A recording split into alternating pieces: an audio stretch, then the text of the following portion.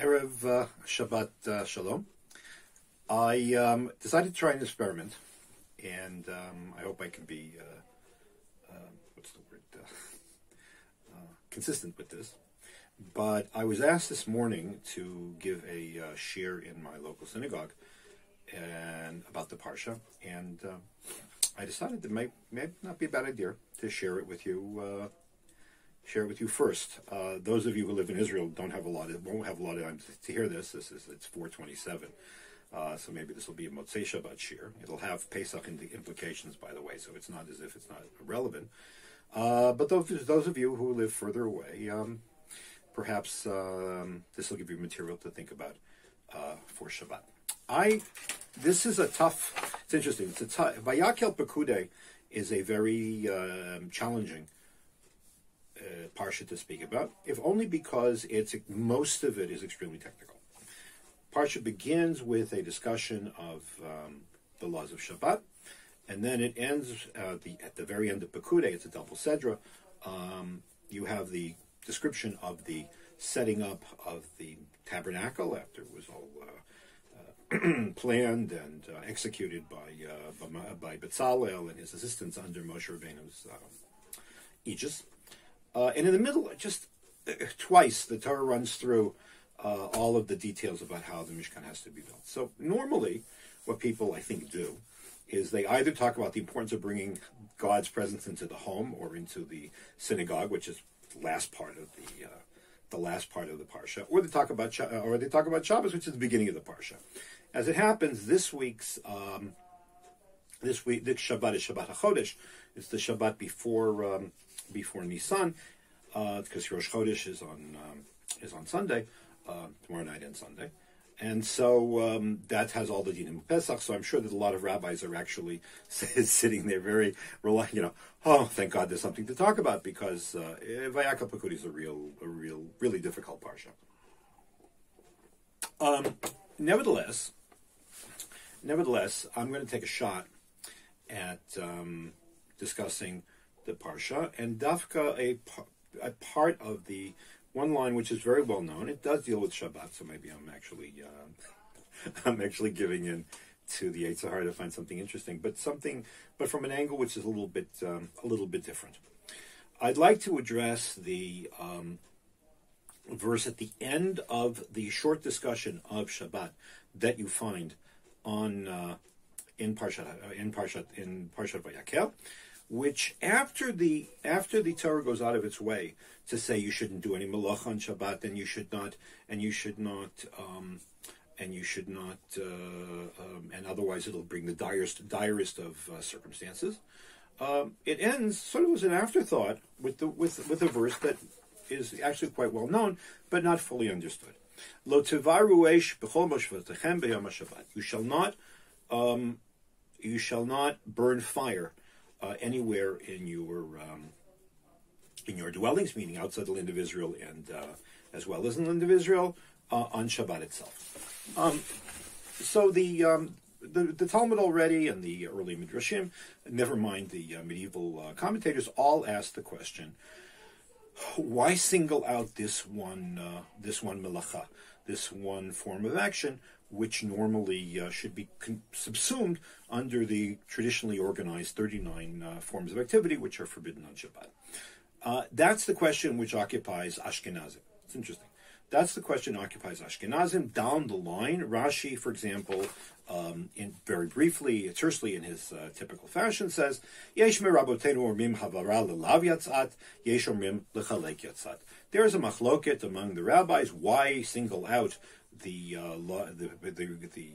burning of fire on Shabbat when it, in fact, should have been subsumed under the other activities that are forbidden. So Rashi points out that there's a contradiction, that there's a controversy among a difference of opinion among the rabbis in the Talmud as to whether the function of singling out the prohibition against lighting fire on Shabbat is because it's of less severity, because you can't make it more severe. The actions of the 39, other 38 activities on Shabbat carry the death penalty, or whether it's spiritual death if you do something by if you're not caught, or physical death, technically according to the Torah, It can't be more serious, so what could it be? It must be less serious. So perhaps it's putting on lights on Shabbos, lighting fire, cooking, all this other stuff might be of less import and of less gravity.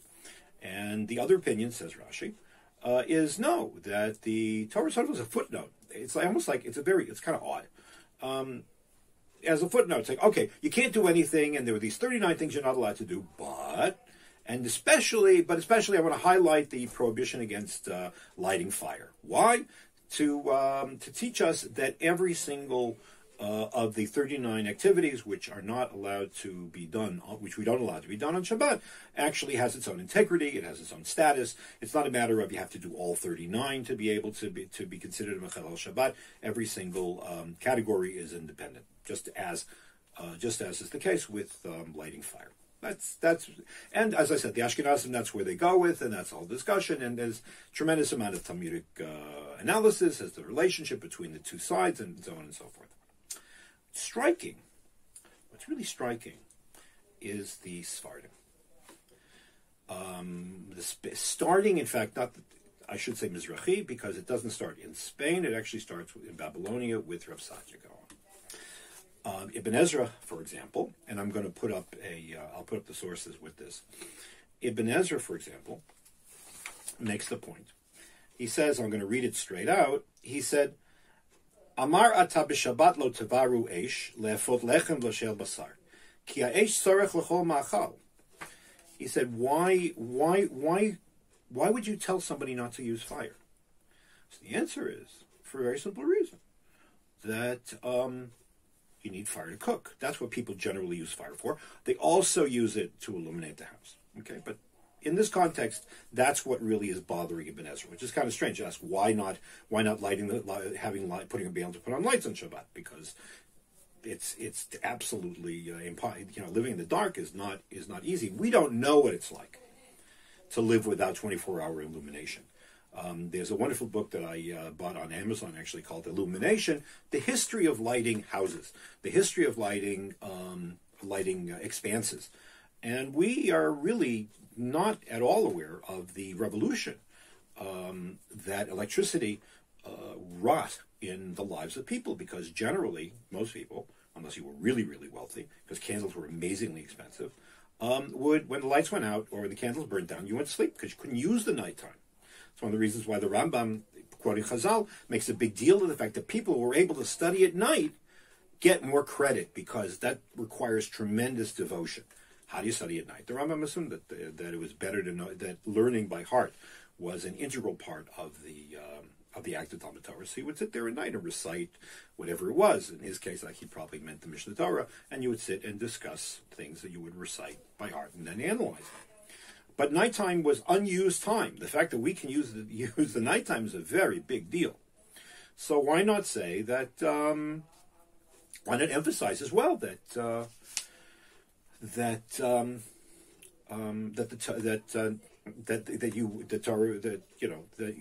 Torah is coming here to tell you can't light you can't light things to illuminate your home. The reason appears to be a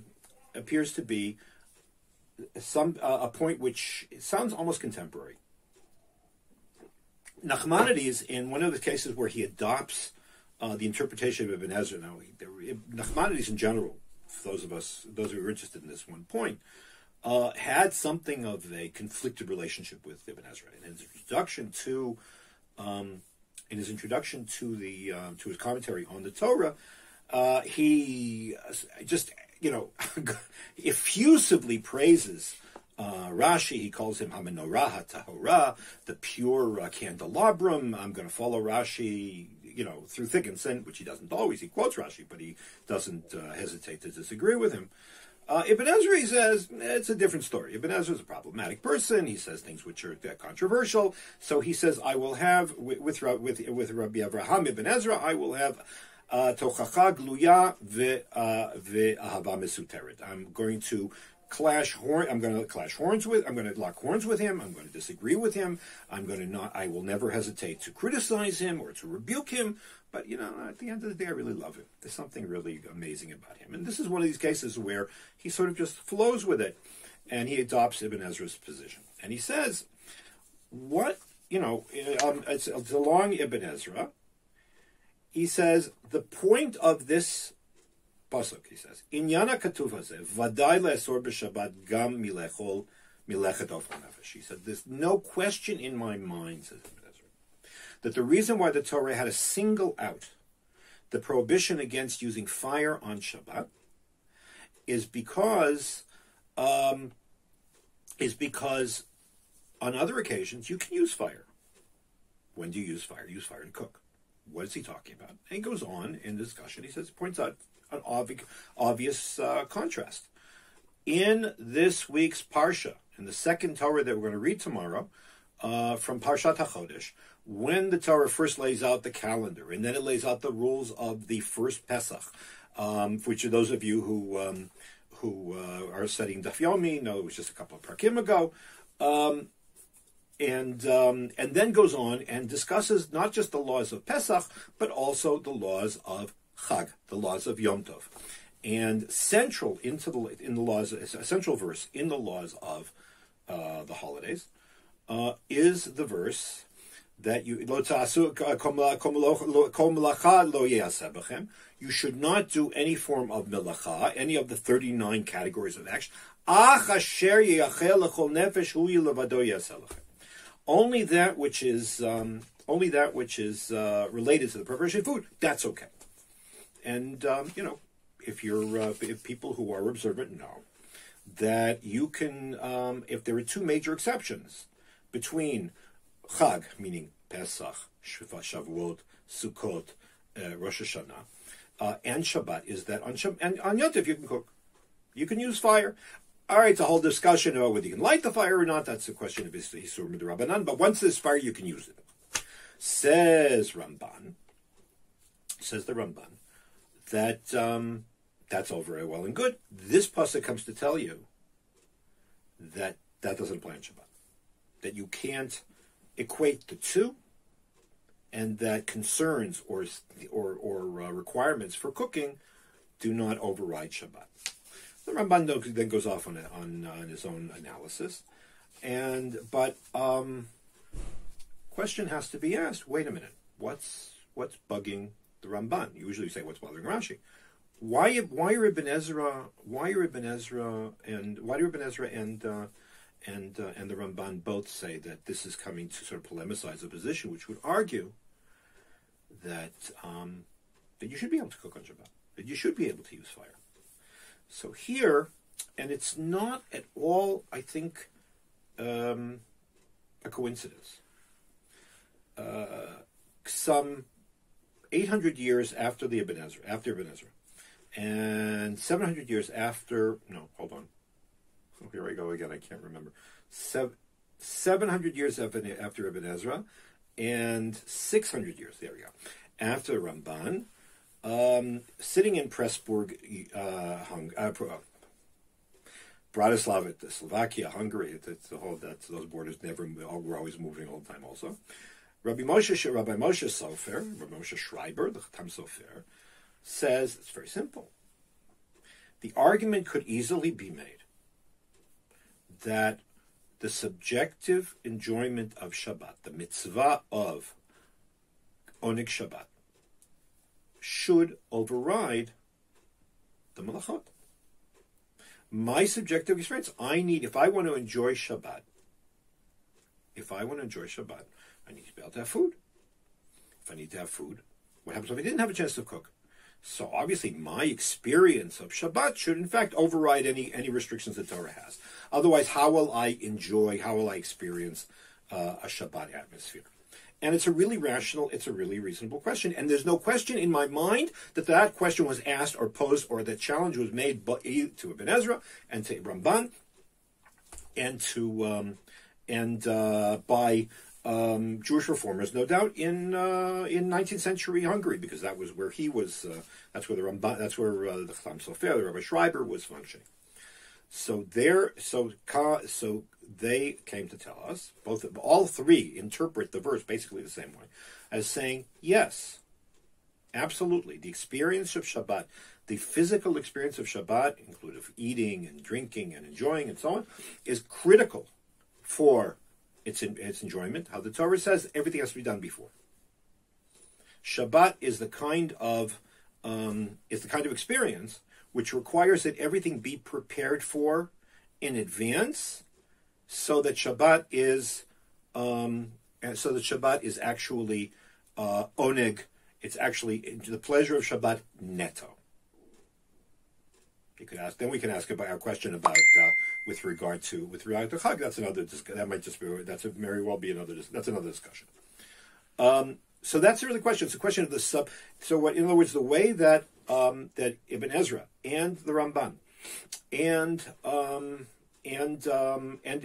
Chatam Sofer all understood the need for taking this verse and placing it out of context is sort of like here's a major point made based on what is seemingly a footnote, is how do you decide between the objective demands of the Torah, of the law, and the no less important subjective requirements of enjoying Shabbat. If you want to say it's punitive to a certain degree, that might very well be true, because you'll never make that mistake again. But as Chazal say in Tractate of Avodah Zarah, in a passage which was actually made famous by Agnon, Misha Tarach Be'erev Shabbat Yochal b'Shabbat. If you make your preparations, you will eat. If not, not. This leads to the whole question of preparations and run-ups to holidays, which is a subject that my teacher Rav Soloveitchik used to discuss extensively. But that's not for now. I'd like to go in a different direction right at the moment. Okay. Why would you? Let's flip back to that seems to have been the challenge. People said, no, I want to enjoy Shabbos if I forgot. So why doesn't my subjective need override the objective demand of the Torah? And where were such people coming from? So normally I would say, my first gut reaction would be, especially when it comes to Ibn Ezra and Ramban, I'd say, no, it's the Karaites. They were constantly. That was the other denomination that was very, very aggressive and very, very popular, and throughout the Muslim world, and even into some parts of the Ashkenazic world, at least indirectly, in the Middle Ages. And say maybe that's what they were arguing. The problem is that the Karaites were a funny kind of schismatic group who ended up leaving the Jewish people because they refused to accept the basic definition of who's Jewish. But that's, again, it's contemporary. It's actually very, very pertinent, but not for now. The Karaites had the distinction of being the only Reformed Jewish movement that I know of, or anybody I know knows of, which was far stricter, far more extreme than the Judaism they were going against. The Karaites basically argued that you guys, you Rabbinites, you people of the Talmud, you are you guys are absolutely far and away don't take the Torah seriously. When it says lo tevaru eish v'lochol moshvotechem b'yom Shabbat, you shouldn't burn fire on Shabbat. It doesn't mean you shouldn't light the fire, which is one possible interpretation of the verb lo tevaru, but rather you shouldn't let fire exist. They would put out the fires. They would sit in the dark on Friday night and would refuse to have hot food on Shabbat. So no Karaite would have come up with this idea that maybe the Torah was, you should have really thought of this idea of allowing the use of fire on Shabbat proper. I just doesn't fit there. It's some latent. So what are we talking about? I think that what we're talking about is a possibility. I'm not saying that this is definite, but it is a possibility. Shabbat, it raises a very serious religious challenge to the individual, especially within a world which is Western, a world which is influenced by Greek and Roman philosophy, and then later by scholastic philosophy, which is heavily Muslim philosophy, heavily based on the Greeks, and in fact, it's true down till today. Greek philosophy has a marked tendency to be binary. It's either or. Something can't be both N, I'm sorry, it's N logic, both A and not A. People in general have a tendency, they certainly have an inclination to go to extremes. Now, it's true what Emerson said, that a foolish consistency is the hobgoblin of little minds, which is also true. But that's a natural thing. So what's the challenge of Shabbat? Shabbat is the most sacred day of the year. It's more serious and it has more gravitas than Yom Kippur even. And there were not a few people. Some of them actually were part of the Dead Sea cults in sects in Qumran and elsewhere, but also among the rabbis, felt that you know what, Shabbat is so holy that it should be a totally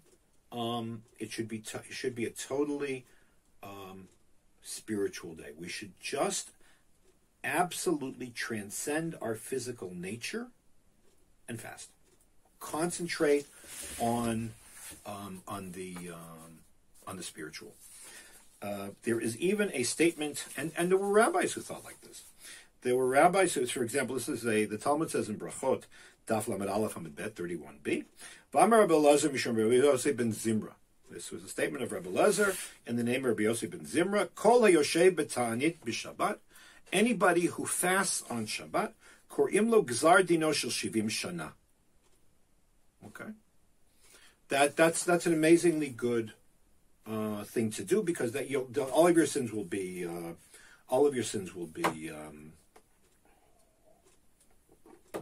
forgiven. And nevertheless, you'll end up having to pay for having foregone enjoying Shabbos, which means physical enjoyment. Oneg Shabbat means, that's why when you invite people over your house for food, that's why it's called Oneg Shabbat, because eating, especially we're talking about Jews here, is a major part of this. But what's striking is the fact that he's willing to say that a person who neglects or who fasts on Shabbos, has that option. There is something to that. There's validity to that. And you can trace all kinds of other sort of distant echoes of this attitude that Shabbat is so holy, I shouldn't eat. In other words, I'm making Yom Kippur, but with a positive atmosphere as opposed to an atmosphere of dread. And there were many people like that. This was apparently, especially in Eretz Israel, not an uncommon practice. In fact, there is, in the 9th century, there was a polemicist for the Geonim in Babylonia who wrote a series of really nasty letters either to Eretz Israel or to a community of Eretz Israel immigrants in North Africa, saying, you guys are off the wall. Eating on Shabbat is like the highest of highest of highest. You end up getting if you don't, you're machal. He calls it nothing less than chilul Shabbat. In other words, if you don't eat hot food and nice food and whatever on Shabbat, it's as if you did malacha. You've destroyed Shabbos. It's absolutely unforgivable. He quotes the psukim from our parsha.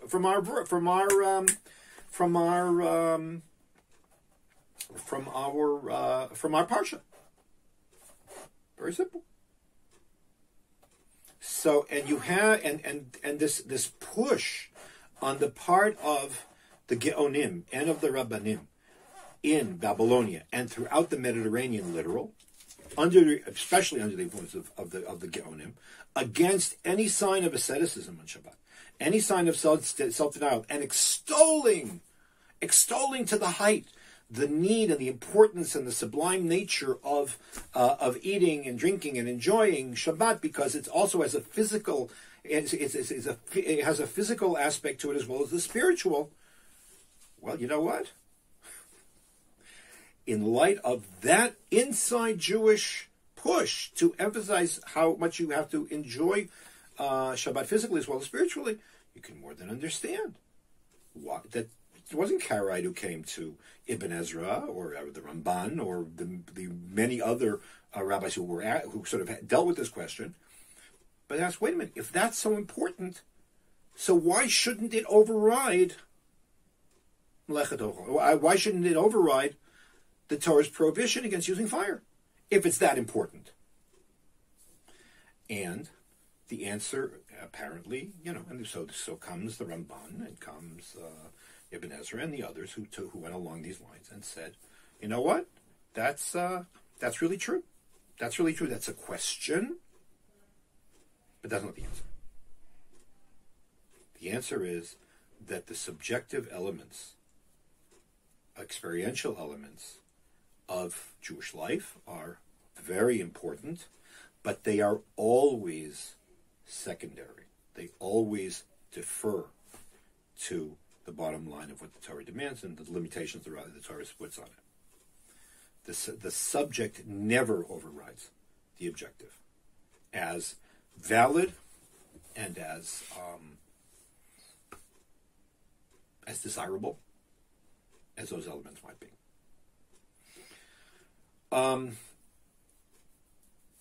Nevertheless, because there is this tendency within rabbinic Judaism to emphasize the restriction over the positive performance, it's very clear that that this push for physically enjoying Shabbat, the Oneg Shabbat, which is according to Chazal was ordained already by the prophets. It's based on a pasuk in Yeshayahu. That they had to work overtime to press that, because people, maybe I don't know why, but people have a tendency.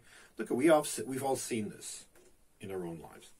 We've seen people who are like their Shulchan Aruch, their Kitzur Shulchan Aruch types, or the Mishnah Berurah types. They're people that are so careful about every single din, but they forget to experience. It's true of it's true of the performance of every mitzvah. There's a book that I once saw in a shul, and it's yay thick. It's really yay thick. I don't have it, and I have no room.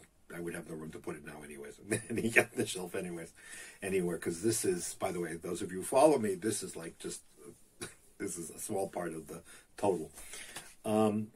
It's called Tefillah Kihilchata. Prayer, proper prayer, halachic prayer, and endless rules, endless discussions: how you stand it, how you walk it, how you talk it, where you stop it, where you should interrupt it. It goes on forever. There's one thing that's not in this book: davening. The experience of prayer. And that's what, and Rav Soloveitchik worked very hard to make sure that was what he emphasized. He this idea that everything is halakha. It's true. Halakha is an unbending, permanent framework but it's our responsibility to fill it with content. And because of that, the rabbis went out of their way to push away this idea that the subjective element is not there, or the personal enjoyment of Shabbat is not relevant, because that endangers the spiritual element, the spiritual content, which is supposed to be infused inside, with which the law is supposed to be infused. Which brings me to an important aspect of Pesach, which is related to that. As I said, most people in many, especially Greek-based Western society, has trouble. I mean, from Plato on, actually, maybe before, but certainly from Plato on, Western philosophies had a problem with the integration between the mind and the body. We've all heard about the mind-body problem. Part of one expression of that is that the mind is more important than the body, and that division is at the basis of Christianity, where the body and the drives of the body are bad, and a person needs to be redeemed from them to save the soul. That is, and so as a result, the idea of Oneg Shabbat, that physically enjoying a holiday, the most sacred day of the year. I mean, every week, but it's, as I said, the sanctity of Shabbat is greater than that of Yom Kippur in spades.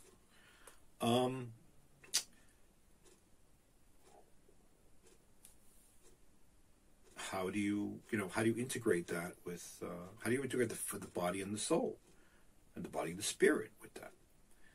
So here I would like to share with you, and this is actually going to have implications for this year's Erev Pesach.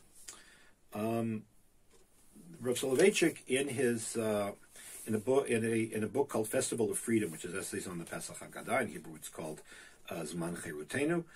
This is actually a notebook that came from another book. Those who are not familiar with his writings, Family Redeemed this actually came from there, but the editors published it separately. The Rav talks about the nature of the Jewish attitude towards eating, and he says that the difference in eating, and there's a difference in eating and the Jewish concepts of seudah, meal. What's the difference? Says the Rav as follows. At the root of the halachic conception of the seudah lies a problem which assailed the minds of our sages. Man responds to the biological pressure to take nourishment. He has no choice in the matter because the natural need for food is compelling and the drive is irresistible. So acts the brute, the beast in the field. So acts the insect, and so on. I'm going to skip a little bit. All right? Many of the Greek philosophers of the schools of the Stoa and the Cynics actually reached the conclusion that eating is a disgraceful necessity. Eating gratifies not the humanus, the humane part of man, but the beast in man. The pleasure one derives is of essential carnal rather than spiritual nature. All right? One could actually argue that even people that are gourmands, Epicurean, by the way, is by definition irreconcilable with Judaism because it posits that there's no God, Chalila, and that there's no judgment, then you should just stuff your face because you might drop dead tomorrow. The Rav points out that Judaism has taught us the idea of seudah. What does seudah mean? Seudah means eating before God. Okay. What does that mean? The seudah is neither, this is page 6, it is neither an ordinary meal nor a feast. It is more than that. It is the crucible in which the bread of man is transposed into the bread of God. It expresses the fellowship between God and man and the participation of God in all human pursuits and activity. In other words, the Torah sanctifies the act of eating, transforms it into an act of worship. It doesn't deny, on the contrary, because man's created the image of God, and he gave us our senses, so therefore enjoying the food is part of worship of God. But also we're supposed to elevate the act of eating by discussing Divrei Torah and so on. Now the concept of Suda is especially present on Shabbat, on Chag, and on Chag. It's also present in the. It's also present in the on the occasion of a Sudat Mitzvah. In other words, the meal that you have to celebrate the performance of a mitzvah, whether it's a wedding, whether it's a brit milah, whether it's a zevet abat, whether it's a pidyon haben, whatever the case might be. What's striking, however, and this is the point I want to emphasize, is there is fundamental differences in these su'udot. When you have a su'udat mitzvah, when you celebrate the occasion, a happy occasion, which is involved in mitzvah, basically you do something, and by doing that mitzvah, you have basically created a context within which the meal is elevated and becomes a celebration of something divine and something sublime. Shabbat and Chag are a whole other ballgame. Shabbat and Chag are also the 3 meals on Shabbat and the meals on Chag are certainly mitzvot. But here we have something very striking. Again, this is for those of you who are studying Daf Yomi. The Talmud says, the Gemara Pesachim Daf Kufhei Amud Aleph, 105a, it's just a couple of days ago, that Rabbi Chanina, Rabbi Shlemia, and the students of Rav were sitting together in a Suda on Friday afternoon, and Shabbat was coming. So they said, well, should we, bench? Should we end this meal and start another meal for purposes of Shabbat or not? Okay, I don't want to get into the details. Those of you who've been studying Daf Yomi are well aware of the whole questions at the beginning of this chapter by Paris Mapa Makadesh and so on. The Gemara comes to the conclusion that no, you don't have to.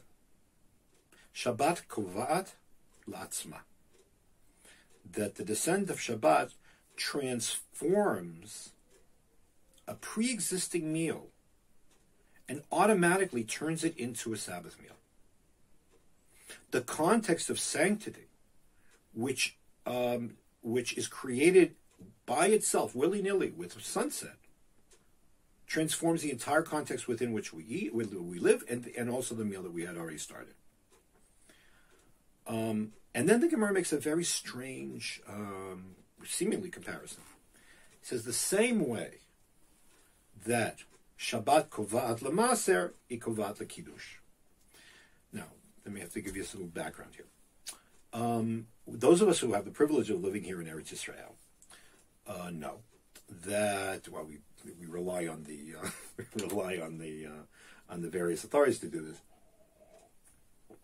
But if you, like we in my house, I have a little garden, that when you grow anything in the land of Israel, before you can eat it, you have to separate tithes. There's the truma is given to the kohen, or we burn it nowadays. Part should go to a Levi, and another part should go to a kohen, and then as part of a 3-year cycle, sometimes you give 10% to tzedakah, sometimes you give 10%. You have to, which you ostensibly should have been able to bring to the Beit HaMikdash, and so on and so forth. Now the rule is you can't eat at all until you do this. It's treif, like it's not kosher as if it were, pork or something. It's actually worse than pork.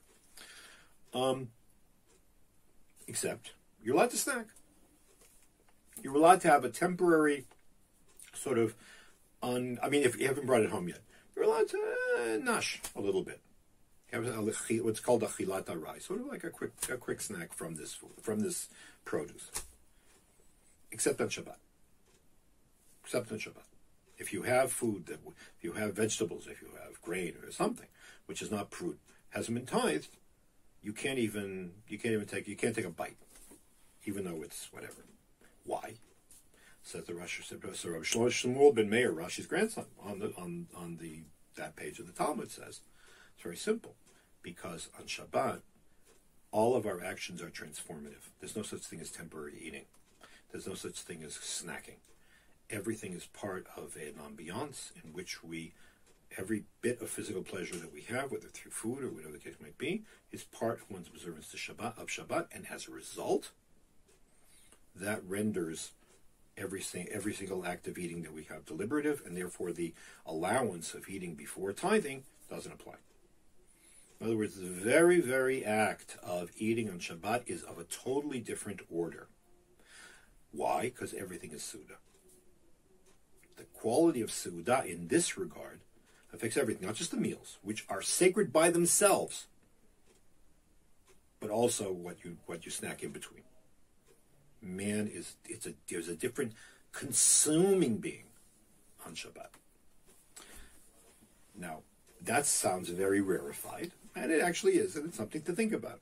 It actually has direct implications for what's going to happen in 2 weeks. After we're all exhausted from cooking for 2 days or 3 days, depending on where you are. One of the things that throws everybody into a tizzy whenever Erev Pesach falls on Shabbat is, what are we going to eat? And more importantly, what are we going to use for bread? Because most people, especially most balot bayit, who, even though men should participate in stuff, at the end of the day, it's still true that the much of the onus of creating the Pesach house falls on the lady of the house.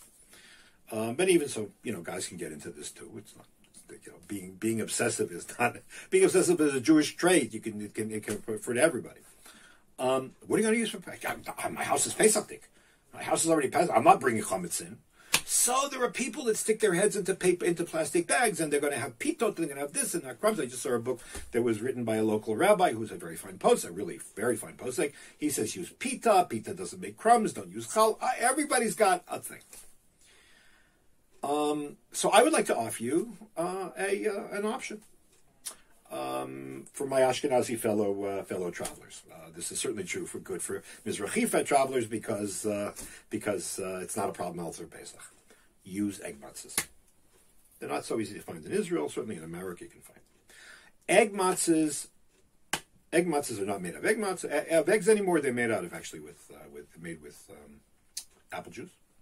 Because of the opinion of Rashi, which is codified in the 16th century by the Ramah, by Rav Moshe Isserlis, Ashkenazim don't eat them unless you're a little kid, or you can give it to a little kid, or you can give it to an older person who maybe has trouble digesting matzah. Generally, we don't eat it, but it's not chametz. Now, there are those who argue, but it's also not bread. You can't make a motzi on egg matzahs because they're not made with water. It has a status of cake.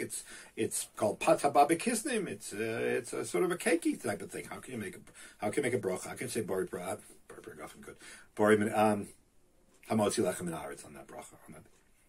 So here enters the Rab's father, Reb Moshe Soloveitchik Zecher Tzadik Livracha.